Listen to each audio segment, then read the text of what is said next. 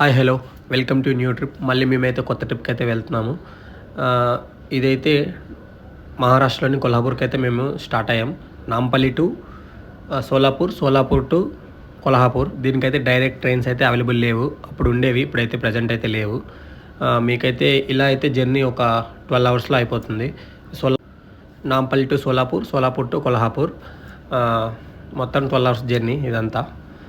మీకు 4 o'clock సోలాపూర్లో Nampally train దింపుతుంది. మళ్ళీ 8 o'clock train Solapur to Kolhapur, అది 150 రూపీస్ ప్రైజ్.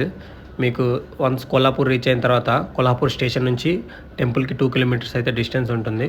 మీకు ఆటో వాడు 30 రూపీస్ ఛార్జ్ చేస్తాడు. మాకైతే నెక్స్ట్ డే ట్రైన్ కాబట్టి మేము రూమ్ తీసుకోవాల్సి వచ్చింది. రూమ్ అయితే 1000 రూపీస్ పడింది. ఆ రోజు మేము దర్శనంకి వెళ్ళకపోతే స్ట్రీట్స్ అంతా ఎక్స్ప్లోర్ చేసాం. ఎర్లీ మార్నింగ్ 5 o'clock అయితే మేము దర్శనానికి వెళ్ళాం.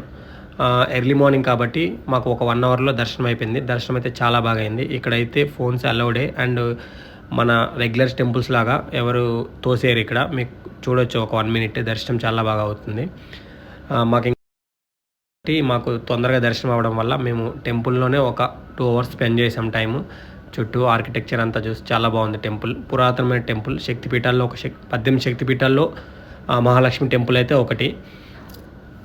ఇక్కడ ఇదంతా అయిపోయిన తర్వాత మీకు అక్కడ థాలీ ఉంటుంది ఫుడ్. మన ఇండియన్ ఫుడ్ అయితే అమ్మేం దొరకదు. మీకు కావాలంటే ఎక్స్ప్లోర్ తినండి.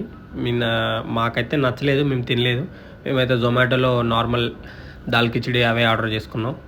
ఫుడ్ అంతేం బాగాలేదు, ఇక్కడ యావరేజ్ ఉంది. దాని తర్వాత మీరు ఎలా అయితే వచ్చారో మళ్ళీ అలానే వెళ్ళాల్సి వస్తుంది. Kolhapur to Solapur, Solapur to same Nampally. Trip అయితే మాకు చాలా బాగా అయింది. ఈ ట్రిప్ ఇంతటితో సమాప్తం. ఇవే డీటెయిల్స్. మళ్ళీ కొత్త ట్రిప్లో కలుద్దాం.